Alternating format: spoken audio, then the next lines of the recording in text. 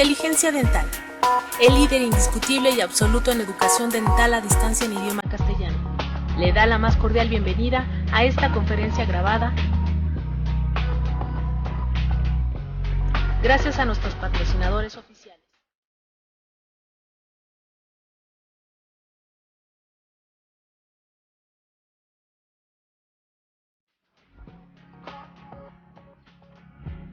Le ofrecemos siempre un amplio abanico de temas útiles y de actualidad, entregados con alta calidad por excelentes conferencias.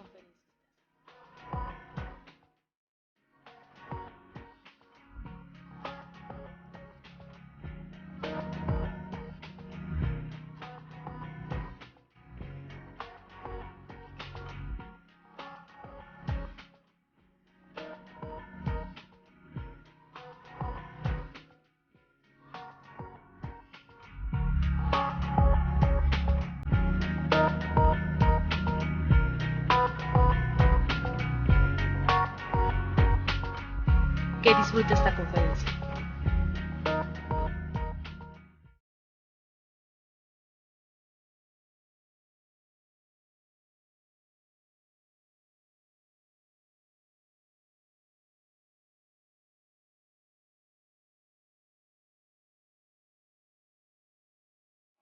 Muy buenos días, tengan todas y todos bienvenidas, bienvenidos a una conferencia más de inteligencia dental.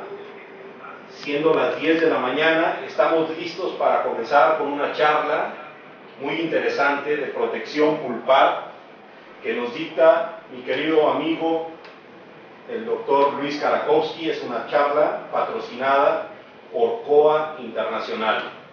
Para que disfruten de esta charla, dejo a todos ustedes con mi querido amigo el doctor Luis Karakowski. Luis, bienvenido, dejo contigo a la audiencia, una audiencia muy nutrida de varias ciudades y de varios países de Latinoamérica.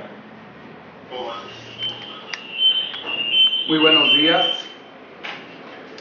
Vamos a empezar, primero saludando a todos ustedes. Creo que hay amigos de Chile también en esta plática. Gracias Héctor, gracias Joaquín. Vamos a hablar de algo que nos caracteriza como cirujanos dentistas. Muchas veces no consideramos al que realmente nos identifica como buenos o no tan buenos cirujanos dentistas, porque a veces el concepto de me dolió o no me dolió después de que fui al dentista es algo que realmente nos debería de preocupar. Cuando yo estudié el pregrado, y probablemente muchos de ustedes, nos enseñaron a justificar nuestra mala operatoria dental, porque era lo que hacíamos. Yo me acuerdo, destruíamos diente sano, reconstruíamos, y el paciente se iba a su casa tranquilamente pensando que le habíamos hecho un muy buen trabajo. Yo me acuerdo que hasta antes de obturar, nos hacían colocar en el fondo de la cavidad alcohol para que la cavidad estuviera perfectamente seca. Y cuando yo colocaba mi material restaurador, que trabajaba en un ambiente completamente libre de humedad, no pensábamos realmente lo que le estábamos haciendo de daño a la pulpa. Entonces se iba el paciente después de que lo restaurábamos a su molar, y nos hablaba una o dos noches después y nos decía: fíjese doctor que no puedo comer cosas frías, no puedo comer cosas calientes, no puedo comer dulce. Y era lo que caracterizaba al cirujano dentista, dolor postoperatorio. Pero nuestros maestros nos enseñaron a contestar exactamente y de manera automática lo que estaba sucediendo en ese molar del paciente. Lo primero que le contestamos de manera automática al paciente era: es normal lo que está sucediendo. Es normal que cuando uno visitaba al cirujano dentista doliera, tuviera sensibilidad postoperatoria. Entonces el paciente pensaba: bueno, pues es normal. Ahora la siguiente pregunta es: ¿cuánto tiempo es normal que me duele? Y la respuesta automática del cirujano dentista, como nos enseñaron a contestar, era: probablemente en un mes ya va a estar como nuevo usted. ¿Qué quería decir? Que tardaba un mes el diente, tardaba un mes la pulpa en restablecer su función y dejar de estar inflamada. ¿Qué quiere decir? Que inevitablemente cuando yo restauraba, yo dañaba la pulpa. Entonces, realmente el concepto de protección pulpar antiguamente se limitaba a colocar un material que ocupaba un lugar en el espacio. Y estos materiales que colocamos en el fondo de la cavidad tenían, se suponía, propiedades sedativas. ¿Por qué? Porque habíamos dañado el piso de la cavidad, eliminando tejido dental sano que nunca debimos de haber tocado, y después colocábamos un material que medía 1 o 2 milímetros en el fondo de la cavidad. Eso es lo que conocíamos como protección pulpar: dañar y luego colocar un material con propiedades sedativas. Esto realmente nos ha caracterizado como cirujanos dentistas en la última parte del siglo pasado. Creábamos sensibilidad postoperatoria. Inevitablemente y sin pensarlo, estábamos dañando al órgano pulpar.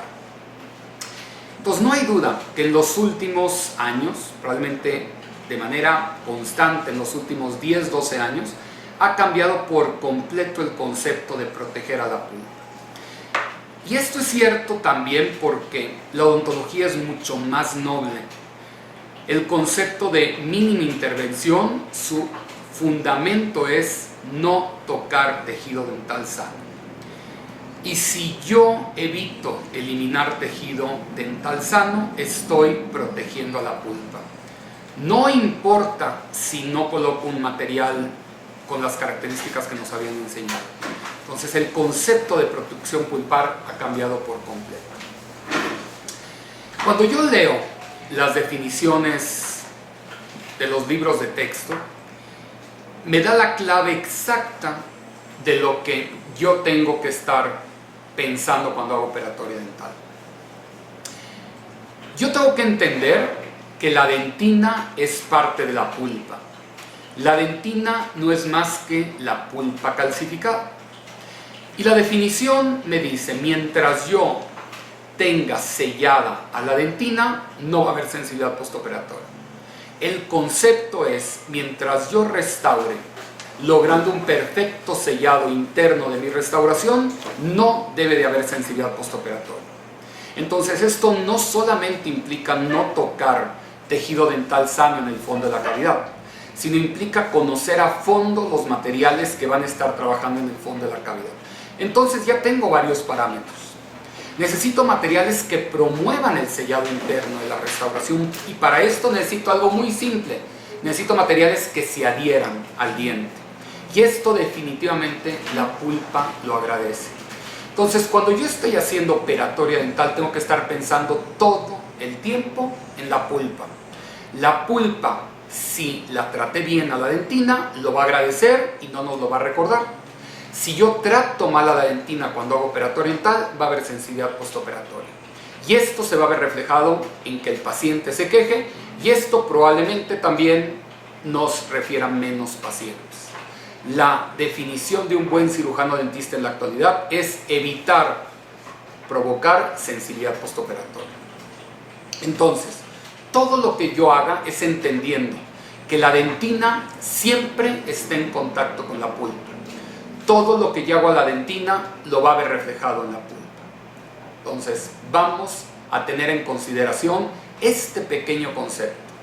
No es solamente proteger a la pulpa, sino también es proteger a la dentina expuesta. Y no hay duda que para proteger a la pulpa tengo que entender a fondo a la pulpa. La pulpa es maravillosa. Es como cualquier tejido conectivo que hay en el cuerpo. Tiene impresionantes mecanismos de defensa. Pero también tengo que entender que es diferente a otros tejidos conectivos del cuerpo. Y lo más importante de entender de la pulpa es que tiene una gran desventaja. Bueno, tiene dos grandes desventajas. Una, está rodeada de tejido duro y no tiene hacia dónde extenderse. Y segundo, tiene que lidiar con las manos del cirujano dentista. ¿Por qué? Porque la pulpa tiene todos los mecanismos genéticos para defenderse contra la bacteria. Esto no le asusta a la pulpa. La pulpa sabe qué hacer cuando es atacada por la bacteria. El real problema para la pulpa es cuando viene la mano del cirujano dentista a tocar el fondo de la cavidad. Eso es lo que realmente asusta a la pulpa. Y como dijimos, es como cualquier tejido conectivo del cuerpo, exactamente igual. Contiene todos los elementos estructurales de los tejidos conectivos del cuerpo. Profusamente vascularizada, profusamente inervada, contiene fibras de colágeno, contiene células propias de los tejidos conectivos del cuerpo, pero contiene algo que no existe en ninguna otra parte del cuerpo. Y esto es los maravillosos e increíbles odontoblastos. El odontoblasto es la célula más especializada que hay en la pulpa. El odontoblasto es la única célula en el cuerpo capaz de formar dentina. Ninguna otra célula en el cuerpo tiene esta propiedad. Entonces, mientras yo cuide a los odontoblastos, siempre va a haber capacidad de la pulpa de defenderse formando dentina reparativa. Pero si yo daño a los odontoblastos, la pulpa pierde esta tremenda capacidad de defenderse. Por eso, no solamente cuando hago operatorio dental pienso en la pulpa, sino también pienso en los maravillosos odontoblastos. Y hay dos formas de matar o eliminar a un odontoblasto. Hay dos maneras de quitarle esta tremenda capacidad reparativa de la pulpa. Uno es comunicando a la pulpa, por eso voy a hacer todo lo posible por evitar comunicaciones pulpares. Por eso en el año 2012 es preferible dejar dentina cariada en el fondo de la cavidad con ciertas características, una dentina dura, una dentina vital en todo momento para evitar la comunicación pulpar. Y segundo, la otra manera en que podemos eliminar odontoblastos y quitarle esta capacidad de defensa de la pulpa es provocando calor y desecando a la dentina. Entonces, no solamente me voy a limitar a cuidar a la pulpa, me voy a limitar en todo momento a cuidar al odontoblasto. Y no sé si se acuerden de esto, porque cuando estudiábamos pregrado, la histología era algo que no nos interesaba mucho. Pero ahora, como clínicos, tenemos que pensar en todo momento en la histología del diente. Alguna vez en pregrado nos tuvimos que aprender todas estas bolitas y cosas raras que aparecían. Y lo que puedo entender de afuera hacia adentro, donde está la letra D es la dentina, que es la pulpa calcificada. Por debajo tenemos a la predentina, que es la dentina no calcificada formada por la tercera capa importante, que son los odontoblastos. Los odontoblastos solamente van a estar localizados en la periferia de la dentina, únicamente. No necesitamos odontoblastos en ninguna otra parte del cuerpo. Y todo lo que hacen toda la vida es secretar matriz orgánica que posteriormente se calcifica. Por debajo de esta está la zona libre de células y por debajo de esta la zona rica en células. Y en esta zona rica en células están las células capaces de diferenciarse en odontoblastos. Entonces, esta capita de células la tenemos que mantener siempre ahí y mantener intacta la capa de odontoblastos. Todo lo que yo hago en odontología tiene que ver con mantener intacta la capa de odontoblastos. Claro, cuando hay caries profunda, los odontoblastos y la pulpa sufren, pero la capacidad de defensa continúa ahí. El problema es cuando tocamos a la dentina con nuestras manos como cirujanos dentistas. ¿Por qué? Porque el ataque es agudo, el ataque es brutal. Sin avisarle a la pulpa, desecamos y eliminamos al escudo natural que tiene la pulpa, que es la misma dentina. Entonces, así se veía la pulpa sana. Pero cuando es atacada la pulpa, tiene impresionantes mecanismos de defensa. A la pulpa no le asusta ser atacada. Entonces, como hemos venido diciendo, la pulpa genéticamente sabe qué hacer cuando es atacada por caries, por bacterias. Pero no sabe qué hacer, se vuelve loca. Le cambiamos su ritmo de vida cuando es atacada por la mano del ser humano. Entonces, gran parte de las respuestas pulpares posterior al operatorio dental dependen de nosotros. Nosotros tenemos todo el control para evitar que haya sensibilidad postoperatoria. ¿Cuáles son estos mecanismos maravillosos que tiene la pulpa dental? Los escudos naturales que tiene la pulpa, todos lo sabemos, son los tejidos duros el esmalte y la dentina. Ningún material dental puede llegar a suplir al esmalte y a la dentina. Ninguno. No hay mejor aislante térmico, no hay mejor protector pulpar que el esmalte y la dentina. Entonces, cada vez que estemos trabajando en operatorio dental, tenemos que sufrir cuando cortamos estructura dental sana. El segundo mecanismo de defensa maravilloso que tiene la pulpa son los odontoblastos. Como dijimos, es la única célula capaz de formar dentina. Por eso hay que tratar de mantenerlos sanos y fuertes. No es fácil para la pulpa volver a generar un nuevo odontoblasto. Sí puede volver a formar otro tipo de células como los fibroblastos, pero odontoblastos es muy difícil que la pulpa lo vuelva a formar. Por eso cuando hay una comunicación pulpar, por eso cuando hay calor, generación de calor, o desecamos a la dentina, el odontoblasto ¿qué hace? Se aspira dentro del túbulo dentinario. Y si el odontoblasto se aspira dentro del túbulo, muere. Y ya no hay capacidad de la pulpa de defenderse. Entonces, todo está en nuestras manos. ¿Cuánto tiempo le toma a la pulpa volver a formar un buen odontoblasto? Mínimo un mes y hasta 280 días. Hasta 9 meses formar buenos odontoblastos. Entonces, los primeros intentos de reparación en pulpa cuando hay una pérdida de la capa de odontoblastos son por células que no son especializadas para formar dentina. Por eso hagamos todo lo posible por evitar calor, hagamos todo lo posible por evitar desecar a la dentina, por conocer perfectamente bien a nuestros materiales dentales, por lograr un perfecto sellado interno en nuestra restauración. El tercer mecanismo de defensa que tiene la pulpa son las células de reserva. Son aquellas células que pueden en un momento dado llegar a diferenciarse en odontoblastos. También en la pulpa hay células de defensa. Como en todo tejido conectivo, las células de defensa de la pulpa sana son los macrófagos.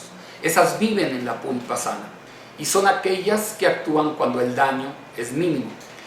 Pero si el daño es mayor y el macrófago no puede con el paquete, le llama a las células que no viven en pulpa, que son las células de defensa externas, que son las células blancas. Entonces sí puede haber inflamación en pulpa solamente con macrófagos, o puede haber inflamación en pulpa con ayuda externa como las células blancas, y generalmente son los neutrófilos los que llegan a trabajar. Aquí viene algo interesante. Dijimos que la pulpa tiene algo en contra, que es estar rodeada de tejido duro. Contrario a lo que pudiéramos pensar, la dentina no está inervada. Los nervios terminan en la pulpa. Entonces, cuando yo hago operatoria dental, yo nunca dejo fibras nerviosas expuestas. Entonces, ¿qué me viene a pensar? ¿Por qué hay sensibilidad postoperatoria?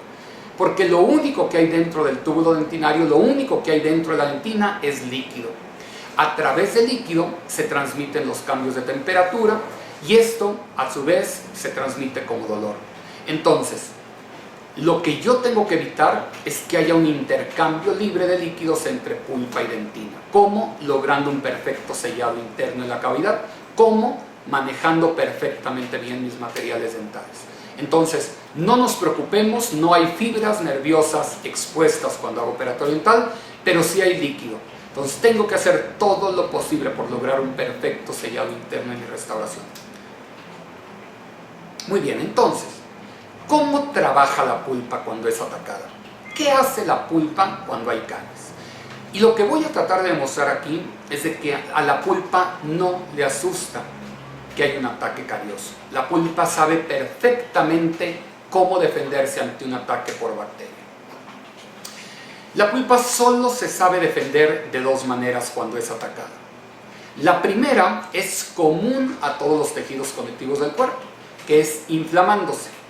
Es obvio que si hay sensibilidad postoperatoria, la pulpa se está inflamando.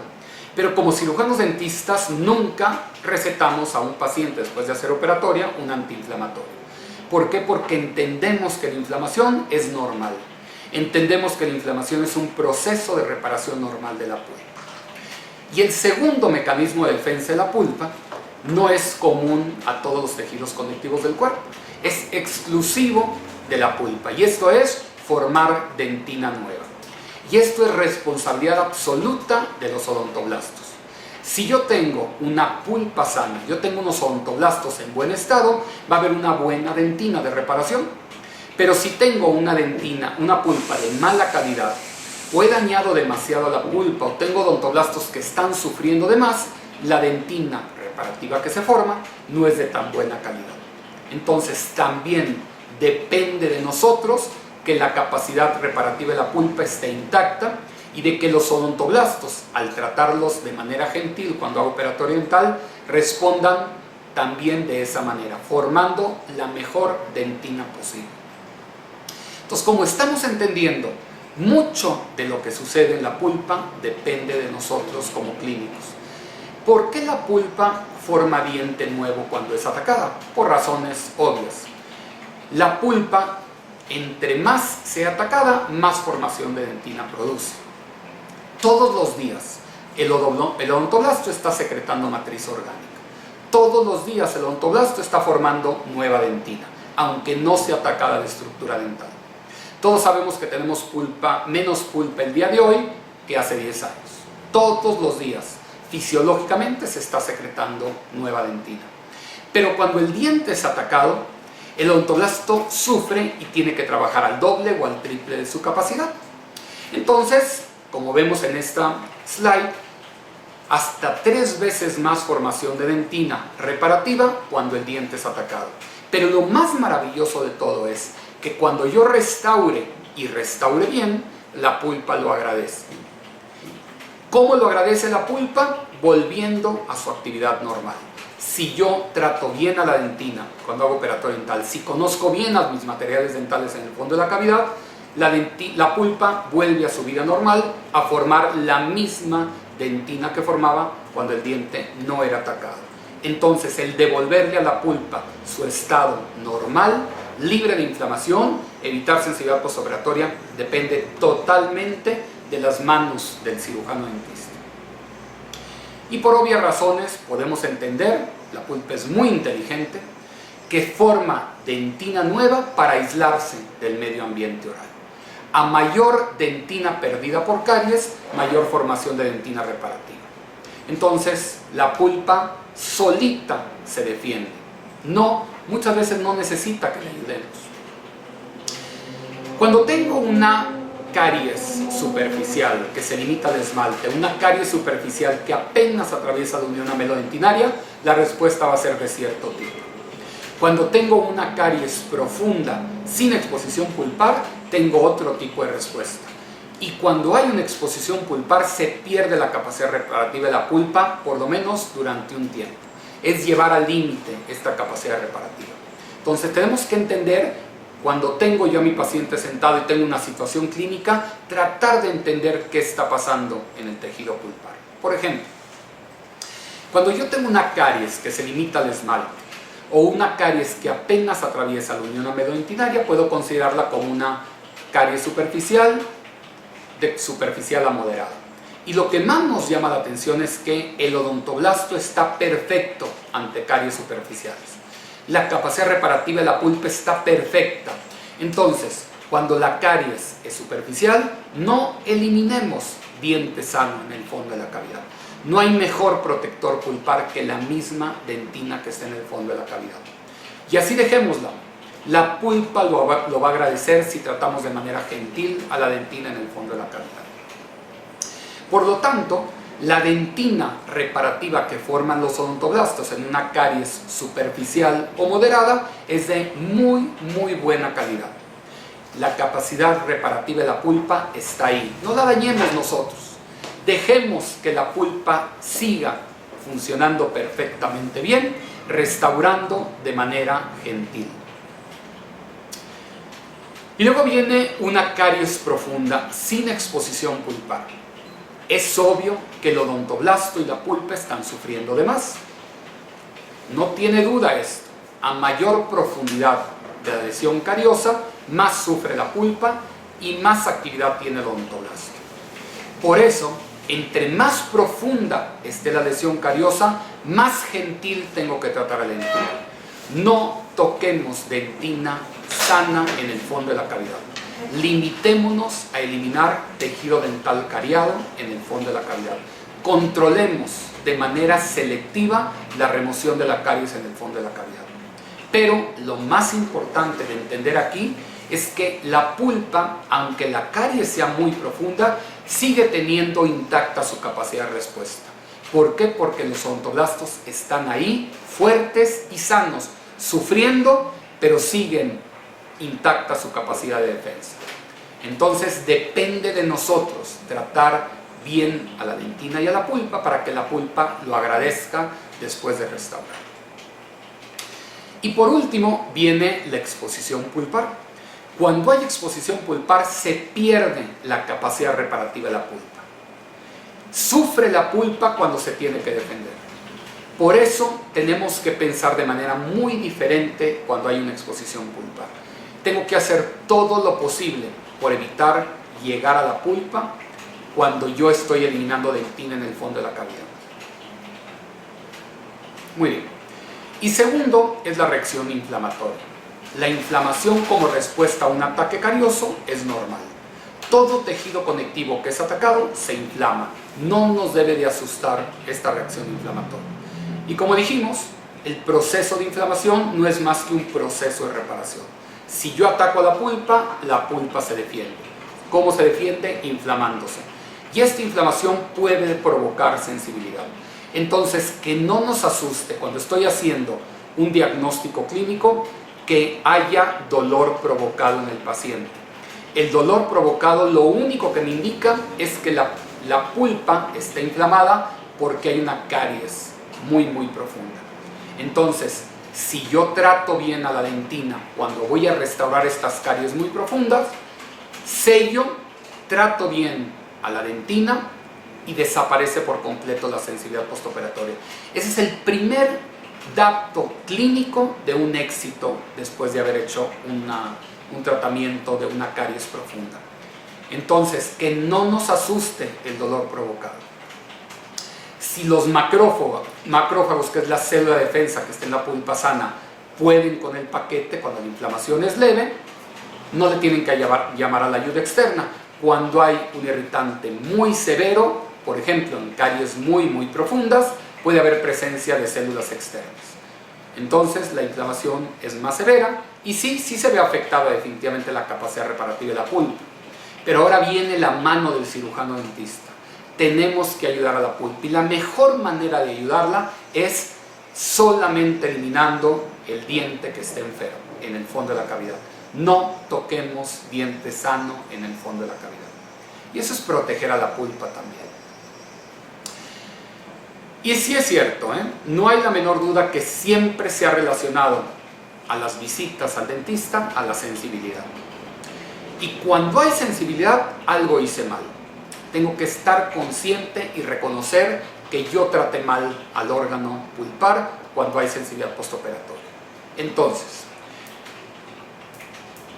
todo definitivamente tiene que ver con la manera en que nosotros entendamos cómo trabaja la pulpa, entenderla biológicamente, muy diferente a los conceptos viejos en operatoria dental, que nos decían, no importa si tú dañas el piso de la cavidad, tú vas a colocar un material que es sedante, luego colocas un material restaurativo, va a dolerle al paciente un mes, pero tú hiciste tu trabajo.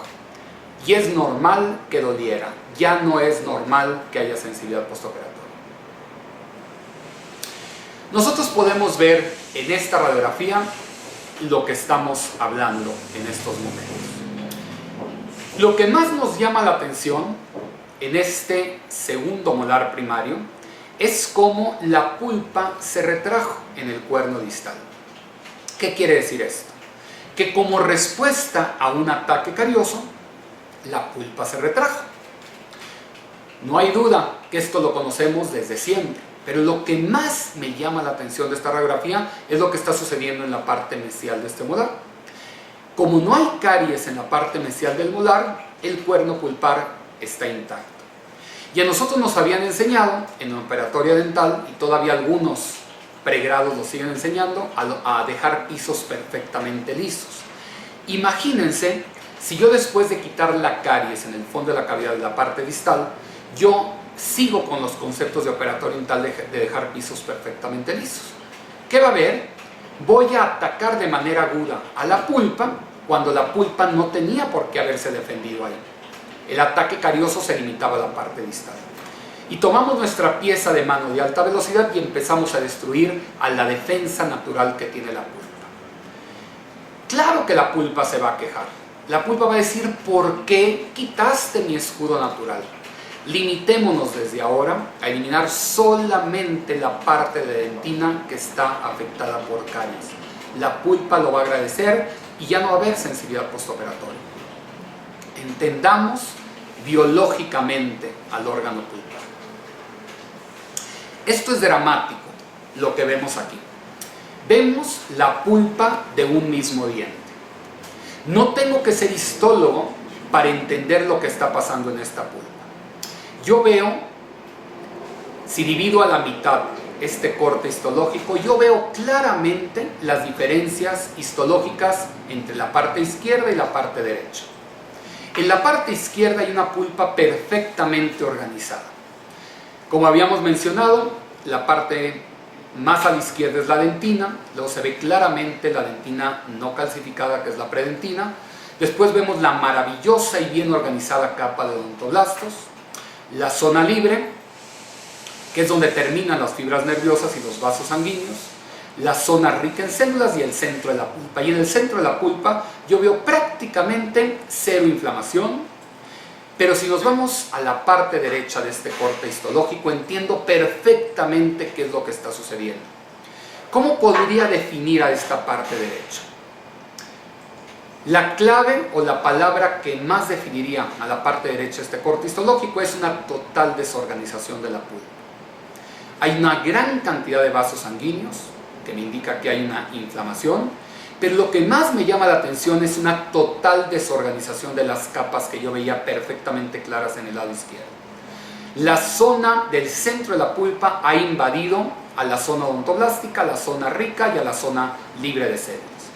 Y vemos cómo la dentina reparativa de los pobres odontoblastos, que están sufriendo tremendamente, ya no es tan bonita como la del lado izquierdo. ¿Qué quiere decir esto? ¿Qué es lo que más me llama la atención desde el punto de vista clínico? Que del lado derecho del corte histológico está la caries y del lado izquierdo el diente está sano. Esta es la pulpa de un mismo diente. La mitad de la pulpa sufre, la otra mitad no sufre. No tiene lógica seguir quitando diente sano. Cuando la pulpa es muy inteligente, solo reacciona donde está la caries, donde está siendo atacada.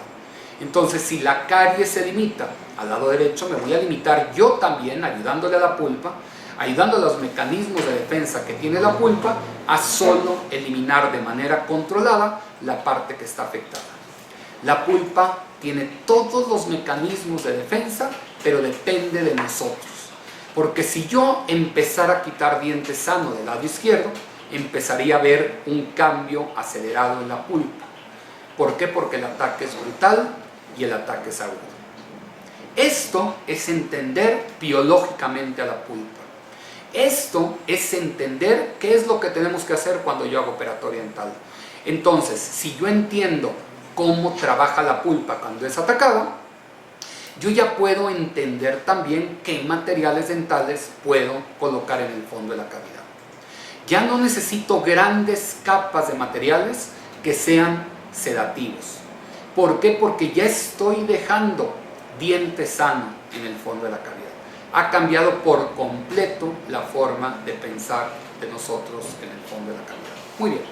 Entonces, mencionábamos que el diente se defiende muy bien cuando está atacado por bacteria, pero no cuando la mano del cirujano dentista entra a trabajar. La preparación de cavidad probablemente es el factor más relevante y que determina de manera definitiva cómo se va a defender la pulpa. Probablemente el factor más dañino durante la preparación de cavidad se llama calor. Cuando yo genero calor en el fondo de la cavidad, el odontoblasto se aspira dentro del túbulo dentinario. Nosotros queremos ver siempre al odontoblasto en el lado pulpar, no en el lado dentinario. Y si el odontoblasto se aspira dentro del túbulo, se genera lo que llamamos los tractos muertos. Y el tracto muerto no es más que el cuerpo del odontoblasto sin vida y sin capacidad de defender a la pulpa. Entonces ya tenemos algo muy interesante aquí desde el punto de vista clínico. Todavía no estoy hablando de qué material colocar en el fondo de la cavidad. Estoy hablando de la responsabilidad que tenemos como clínicos para proteger a la pulpa cuando hago una preparación de cavidad. Evitemos generar calor como con un perfecto refrigerante y evitemos desecar a la dentina porque la dentina es húmeda y los materiales que van a trabajar en el fondo de la cavidad deben de trabajar en dentina húmeda. Entonces, ¿qué entiendo en el año 2012 como protección pulpar? Entiendo limitarme a quitar la dentina cariada en el fondo de la cavidad, usar fresas de carburo en el fondo de la cavidad, nunca usar fresas de diamante en el fondo de la cavidad. El diamante es muy bueno para desgastar, pero no es tan bueno para cortar. El diamante en el fondo de la cavidad tiene más probabilidad de generar calor, entonces limitémonos a la utilización de fresas de carburo. Usar la mínima presión necesaria. En todo momento usar un buen refrigerante y nunca sobresecar a la dentina. Todavía no hablamos de colocar un material dental en el fondo de la cavidad y ya estamos protegiendo a la pulpa. Y probablemente algo que faltó aquí es trabajar en todo momento con dique de hule, porque el dique de hule evita la presencia de bacterias en el fondo de la cavidad. Muy bien, entonces, ¿qué pasa cuando la pulpa es atacada durante una caries superficial en el esmalte? Lo lógico sería pensar que no va a haber una respuesta pulpar cuando la caries se limita al esmalte, porque el esmalte no tiene nada que ver con la pulpa. La dentina sí, pero el esmalte no. ¿Qué pasa? La respuesta es mínima.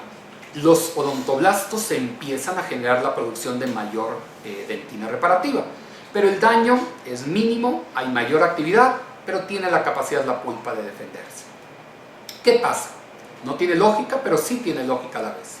Cuando hay caries, el esmalte se hace más poroso y al aumentar su permeabilidad lo detecta la dentina le avisa a la pulpa que empiece a defenderse y se empieza a formar más dentina reparativa.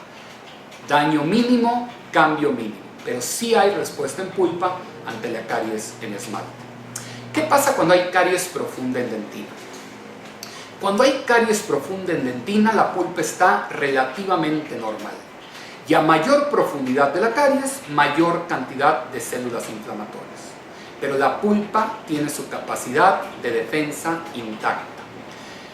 Si nosotros sabemos que la dentina mide 4 milímetros y hay una dentina remanente de 1 milímetro, o sea 3 milímetros de dentina ya están afectados, o esto es una caries profunda, la pulpa sigue con su capacidad de defensa intacta. Claro que hay mayor formación de dentina reparativa, claro que está sufriendo el odontoblasto y la pulpa, pero sigue intacta la capacidad de defensa de la pulpa. Vámonos más profundo, a 0.5 milímetros de la pulpa. Claro que aumenta la inflamación, claro que hay dolor provocado, pero nada que la pulpa no pueda contrarrestar con el tiempo. Vámonos más profundo, a 0.25 milímetros de la pulpa. Hay inflamación, hay dolor provocado, pero la pulpa está esperando que las manos del cirujano dentista se limiten a quitar diente enfermo, a restaurar de la mejor manera posible con un sellado interno y externo de la restauración, y la pulpa lo va a agradecer y va a defenderse de manera adecuada. Por lo tanto, mientras no haya exposición pulpar, la capacidad reparativa de la pulpa es maravillosa, aún cuando hay caries profunda. Caries muy activa, muy aguda, como la caries temprana en la infancia. Aquí tenemos este estudio que nos habla de dientes no restaurables con caries muy profunda, y como vemos en el corte histológico de la parte izquierda inferior, vemos prácticamente exposición pulpar, pero no la hay franca, y vemos como sigue habiendo una capa de odontoblastos, igual en la foto del centro histológica. ¿Qué quiere decir? Que mientras no haya exposición pulpar, por muy más profunda que esté la lesión cariosa, sigue estando intacta la capacidad reparativa de la pulpa. Entonces, voy a hacer todo lo posible por evitar exposiciones pulpares. Yo ya entendí que la pulpa tiene todo para defenderse, aún en dientes cariados de manera muy profunda. Ya depende de mí qué va a pasar después de que el paciente se vaya a su casa. Y es cierto, cuando hay exposición pulpar, aquí sí se acabó la capacidad reparativa de la pulpa. Sí la hay, pero la llevamos al extremo. Si hay exposición pulpar, ya la capacidad reparativa es cuestionable e impredecible. Por eso, como les decía, es preferible dejar dentina cariada en el fondo de la cavidad, colocar un material biomimético por encima de este, como el material que vamos a presentar el día de hoy, que es una de las nuevas generaciones de productos, y esto va a hacer que la pulpa mejore su capacidad de defensa. ¿Qué tenemos para trabajar en el fondo de la cavidad? ¿Qué puedo seleccionar en el año 2012? ¿Cómo pedirlo al depósito dental? Tenemos tres tipos de materiales para trabajar en el fondo de la cavidad. Los revestimientos son materiales muy delgaditos, las bases son materiales más gruesos y por último los selladores de cavidad. Entonces un revestimiento es un material que mide menos de 0.5 milímetros o hasta 0.5 milímetros, una capita muy delgadita que va a estar en contacto con la parte más profunda de la cavidad. Es muy importante el material que va a estar en contacto con la dentina en la parte más profunda, porque es el responsable de todo lo que va a suceder. Es el responsable de lograr un perfecto sellado de mi restauración.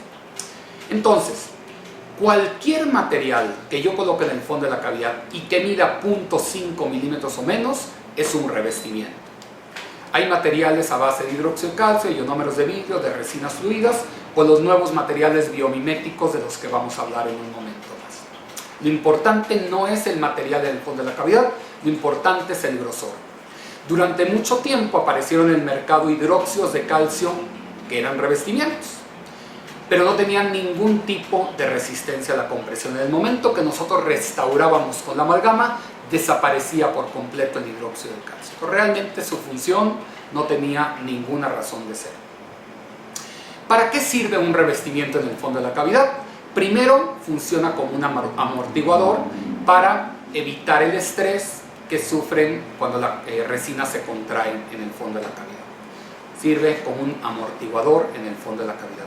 También los podemos colocar como aislantes térmicos en el fondo de la cavidad. Los materiales que se trabajan en el fondo de la cavidad no utilizan productos fuertes que eliminan el barro dentinario y esto evita la sensibilidad postoperatoria. Algunos liberan fluoruro. Este material que vemos en el fondo de la cavidad nos lo venden como ionómero de vidrio, pero realmente no es un ionómero de vidrio, es más bien un compómero. Tenemos que saber perfectamente lo que estamos utilizando en el fondo de la cavidad. Y este material no es un ionómero de vidrio, por lo tanto no tiene las bondades de los ionómeros de vidrio. Es más bien un compómero. Siempre se ha utilizado un material en el fondo de la cavidad para lograr adaptar al aspecto interno, para lograr una maravillosa adaptación del producto restaurativo al fondo de la cavidad. Y esto se logra con los revestimientos. Y muchas veces no se puede lograr con una resina compuesta, porque el cuerpo de la resina es muy duro. Entonces, si mi material con el que voy a trabajar en el fondo de la cavidad no trabaja en contacto con humedad, no se adhiere al diente, no va a proveer de un sellado interno. Y esto puede provocar sensibilidades postoperatorias. Por eso, tenemos que dedicar un poquito de tiempo cuando hacemos operatorio dental en seleccionar nuestro mejor material dental para trabajar en el fondo de la cavidad. Este es el punto más relevante que yo pudiera considerar al trabajar en el fondo de la cavidad, el lograr y el obtener un perfecto sellado interno de mi restauración. Y las bases son revestimientos gruesos. Aquel material que yo coloco en el fondo de la cavidad que su grosor sea mayor a 0.5 milímetros se considera como una base. Y la definición de una base es muy sencilla, es un material que reemplace a la dentina. Pero reemplazar a dentina, así como se escucha, se oye muy fácil. Pero no es fácil reemplazar a la dentina perdida. Primero, Necesitamos materiales que cuando endurezcan adquieran la dureza de la dentina que se perdió, para que soporten la fuerza de condensación de una amalgama. Segundo, necesitamos un material que se adhiera al diente, química o mecánicamente. Necesitamos un material que se lleve bien con los materiales dentales restauradores. Los viejos óxidos de zinc-iogenol, los viejos hidróxidos de calcio realmente no se llevan con ningún material de la odontología adhesiva actual. Entonces no es fácil colocar un material en el fondo de la cavidad. Necesitamos materiales que sean hidrofílicos, que trabajen en el fondo de la cavidad, en una cavidad húmeda, y que posteriormente se conviertan en hidrofóbicos. ¿Para qué? Para que no se destruyan con el tiempo. Y ese es uno de los grandes problemas que tienen, por ejemplo, los adhesivos dentinarios en el fondo de la cavidad. Entonces no es fácil ser una base en la actualidad. Necesitamos materiales que sean fáciles de colocar, que sea rápida su polimerización y sobre todo que no se solubilicen con el tiempo, que permanezcan a través del tiempo como nosotros los colocamos. Y esto prácticamente ya nos quita a la gran parte de los materiales que nosotros conocíamos en el fondo de la cavidad. Porque pocos materiales viejos se adhieren al diente, pocos materiales viejos trabajan en contacto con humedad, pocos materiales viejos se llevan con los materiales adhesivos y la gran mayoría de los materiales viejos se solubilizan con el tiempo. Entonces los nuevos materiales están logrando estas desventajas que tenían.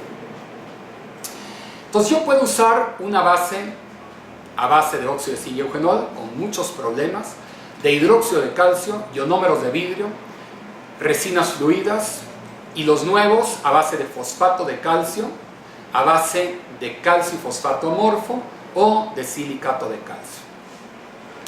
El óxido de zinc-iogenol probablemente la base más utilizada en los años hasta los 80s, pero tiene muchos problemas el óxido de zinc-iogenol. Es cierto, ocupaba un lugar en el espacio, es cierto, era un sedante pulpar, pero como yo ya entiendo la pulpa en el año 2012, yo ya entiendo que si la trato bien, su capacidad de respuesta ya está. Yo ya entiendo que no debo eliminar diente sano, entonces no necesito un sedante pulpar en el fondo de la cavidad. Muy bien, entonces el concepto, vamos a retomar lo que decíamos, el concepto de usar óxido de zinc-iogenol era porque destruíamos diente sano en el fondo de la cavidad y necesitábamos suplir ese gran problema que teníamos como cirujanos dentistas. Olvidarnos ya de los pisos lisos, ya no necesito un sedante pulpar en el fondo de la cavidad. Por lo tanto, el óxido de zinc en el fondo de la cavidad es prácticamente un material de museo en el año 2012. No se adhiere al diente, no es hidrofílico, no se lleva bien con los materiales adhesivos. Probablemente su única propiedad interesante es que se puede colocar debajo de amalgama. Pero en la odontología actual ya no tiene muchas utilidades clínicas.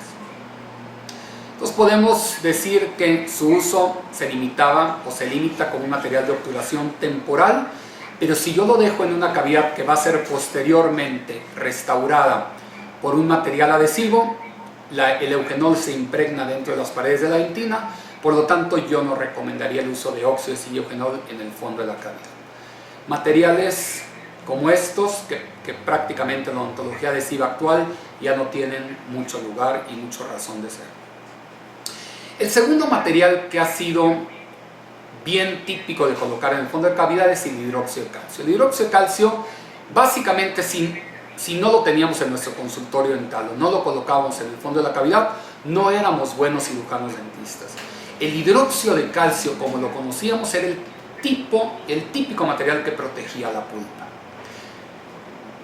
Y la principal razón de utilizar hidróxido de calcio era porque se suponía que estimulaba la formación de dentina reparativa. Pero independientemente de que yo coloque hidróxido de calcio o no en el fondo de la cavidad, va a haber formación de dentina reparativa. Y ahorita vamos a tratar de explicar por qué. ¿Qué se le atribuía de ventaja? Lo más importante como protector pulpar era que era el responsable de que la pulpa formara nueva dentina. Y esto es un concepto que ya está completamente demostrado que no ocurre de esta manera. Durante mucho tiempo se creía que la fórmula o los componentes que estaban dentro del hidróxido de calcio eran los responsables de la formación de nueva dentina. Y que si yo no lo colocaba en el fondo de la cavidad, la pulpa no o perdía esta capacidad de formar dentina reparativa. Desafortunadamente no hay estudios científicos que demuestren que si de un lado de la boca coloqué hidróxido de calcio y del otro lado no coloqué hidróxido de calcio, solo donde sí lo coloqué iba a haber formación de dentina nueva. Por lo tanto, después de todo lo que hemos hablado en estos primeros 40 minutos, yo ya entendí que la pulpa no necesita de un material para que se forme dentina reparativa. Necesita un material que le ayude a esto. El hidróxido de calcio no lo hace. Cualquier irritación sobre la pulpa, como la caries, es la responsable de que haya formación de dentina reparativa. Entonces, si de un lado restauré colocando en el fondo de la cavidad un material que eventualmente se solubiliza con el tiempo, que no promueve el sellado interno, que no se adhiere ni química ni mecánicamente, que no se lleva bien con los materiales adhesivos y que va a dejar un espacio con el tiempo en el fondo de la cavidad, no es algo que realmente me interese mucho en el fondo de la cavidad. Entonces, durante un tiempo ya no teníamos el material. Como ya nos decían que el Dical no funcionaba, entonces ya teníamos la duda de si estábamos haciendo lo correcto en el fondo de la cavidad. Entonces, lo que ya se sabe es que independientemente de que yo coloque o no hidróxido de calcio en el fondo de la cavidad, va a haber formación de dentina reparativa, porque la formación de dentina reparativa ocurrió antes de que yo restaurara. Y es un material que eventualmente en contacto con las paredes dentinarias pierde su alcalinidad. Aparte de que se solubiliza con el tiempo, pierde su alcalinidad. Entonces no es como un material tipo MTA, que durante 2 años sigue liberando calcio, sigue siendo alcalino. Estos materiales pierden su alcalinidad rápidamente. Y este es el gran problema. No me sirve un material que va a estar en el fondo de mi cavidad, que se disuelva, que tenga gran solubilidad con el tiempo. Obviamente nunca pudimos colocar un hidróxido de calcio como base única, porque en el momento que yo condensaba con amalgama se destruía la integridad del hidróxido de calcio. No se adhiere ni químicamente al diente, por lo tanto no promueve un sellado interno de la cavidad y nunca lo hemos utilizado como un sedante pulpar. Estos son los autopolimerizables, que para mí no tienen ninguna razón de ser en el fondo de la cavidad, y estos son los que probablemente funcionarían en cavidades muy profundas, como los hidróxidos de calcio fotopolimerizables, pero no sellan internamente la restauración. Ese es el problema del hidróxido de calcio, porque no se adhieren al diente.